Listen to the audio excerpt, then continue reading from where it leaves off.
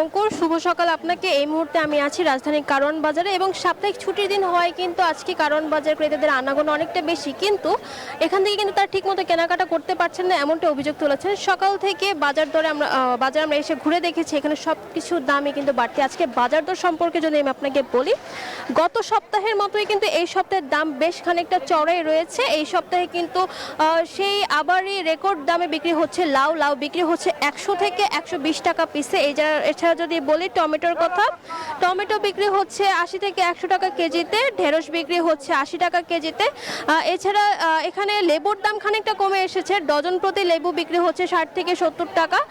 এছাড়া যদি বলি পটল বিক্রি হচ্ছে 80 টাকায়, কাঁচামরিচ বিক্রি হচ্ছে ফের 120 টাকায়। আসলে বিক্রেতারা কিন্তু বারবারই বলছেন যে যেহেতু একদিন দুই দিন বাদে বৃষ্টি হচ্ছে এবং তাদের কাছে সরবরাহ কম থাকায় কিন্তু এই দামটা বাড়তি রয়েছে। এছাড়া যদি ক্রেতাদের কথা আমরা বলি, ক্রেতারা কিন্তু সকাল থেকে আমরা তাদের সাথে কথা বলছি, ক্রেতারা বলছেন আসলে যে বিক্রেতারা যে অজুহাত দেখাচ্ছেন যে বাড়তি দাম আসলে সরবরাহ কম থাকায় এবং বৃষ্টি কিংবা জ্বালানির সংকট সবকিছু মিলে কিন্তু বিক্রেতাদের এমন অভিযোগের নাকশ। তারা বারবারই বলছেন যে খুব দ্রুত যদি বাজার মনিটরিং করা না হয় এবং হাতের নাগালের বাইরে যদি দাম চলে যায়, সেক্ষেত্রে তাদের জন্য কিন্তু এই ভোগান্তি আরও বেড়ে যাবে। তো এই ছিল কারওয়ান বাজার থেকে আমার কাছে সর্বশেষ তথ্য।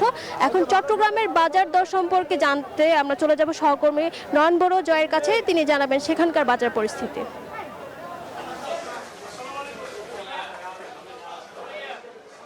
ধন্যবাদ রিয়া আপনাকে। আপনি যেমনটা কারওয়ান বাজারের খবর জানিয়েছেন, তেমনিভাবে চট্টগ্রামের কাজীর দেউরি বাজারে আমি এসেছি। দেখতে পাচ্ছেন সুন্দর করে সাজিয়ে রাখা হয়েছে, সামনে ঈদুল আজহা।